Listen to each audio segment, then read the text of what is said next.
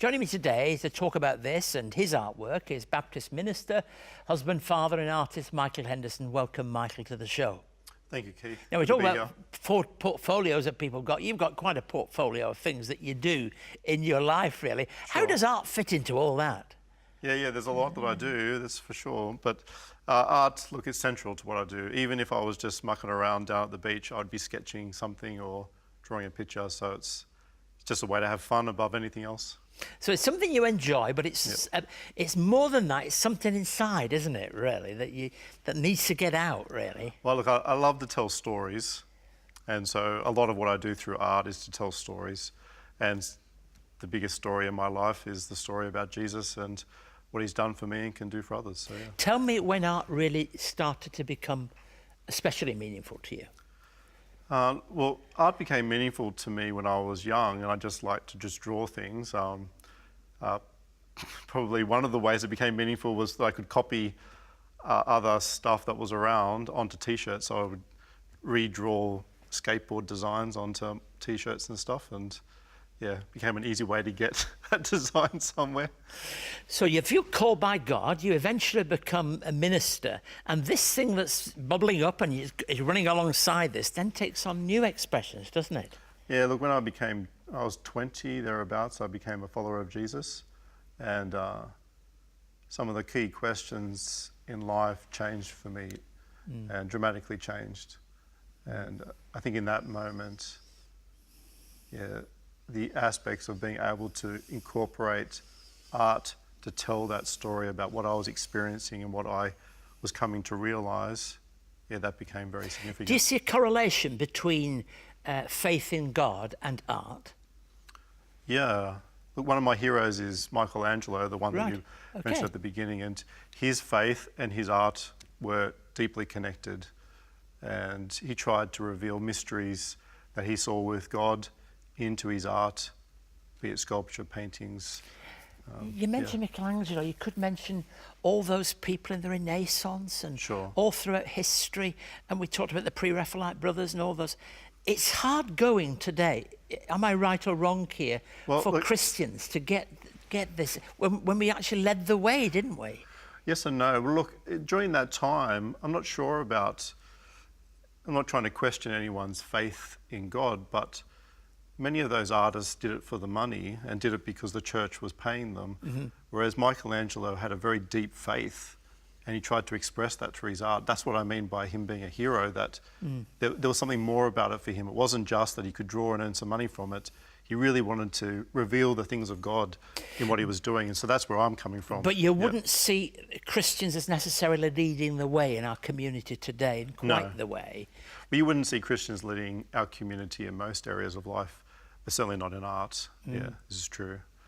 And that's partly because Christians are so focused oftentimes on being very literal and trying to just tell people what to think, whereas art, good art at least, should try to reveal mysteries and invite exploration and invite the viewer to imagine more than what's just right in front of them. I mean, part of my job is listening to a conversation, and the word invite was going through my mind before you even said it. Yeah. It's inviting people to make judgments themselves, to discover, go on journeys and all that goes with that. Tell us about Untitled. Untitled's an artwork that an installation art piece that I created to try and bring people into a space where they could engage with God on their own terms, if that makes sense. So it's 16 paintings, and sure, you could just hang 16 paintings on the wall, but what I envisage for it is that the 16 paintings are in a space that consume the viewer. So it's an installation in that sense, that you are immersed in this story.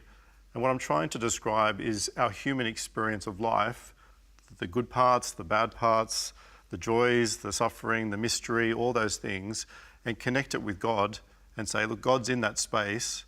I'm not trying to tell you how he's in that space, but I am trying to lay it out there so that you can come into this space, have a conversation with God in your own terms, and explore who he is.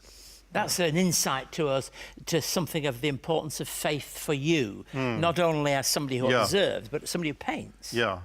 I think that connection, which is why I value Michelangelo so much, there's a clear difference between the work of Michelangelo when he does the statue of David And Donatello, when he does the statue of David, they're trying to describe different things. And so I'm like Michelangelo in that sense, in no other sense, because I don't draw or paint anywhere near him, but that trying to reveal the things of God, the mysteries of God, and invite that exploration. Michael, one final question. What would you say to somebody who's kind of listening to our conversation? They want to use their skills. They've got more than a modicum they recognise already of art, and they want to use it in expression of the Christian faith. What would you say to them? I think the same rules would apply whether they have faith or not, but into faith, I would say ask good questions of yourself before you ask questions of others. So art should always be asking good questions, but if they're prepared to ask questions of themselves first, when they ask the questions of others, it will be powerful. For instance, like if you were to paint a picture that just said God is love, you know, it's a statement and you want God to be love, but if you ask yourself, what does God being love mean to me? And how could I express that in my life and my circumstances and with what I'm going through? That will be really powerful. Just in a sentence or two, you've been a minister now 14 years at the church you're at in French's Forest in Sydney, and doing a great work there. How has art changed your ministry?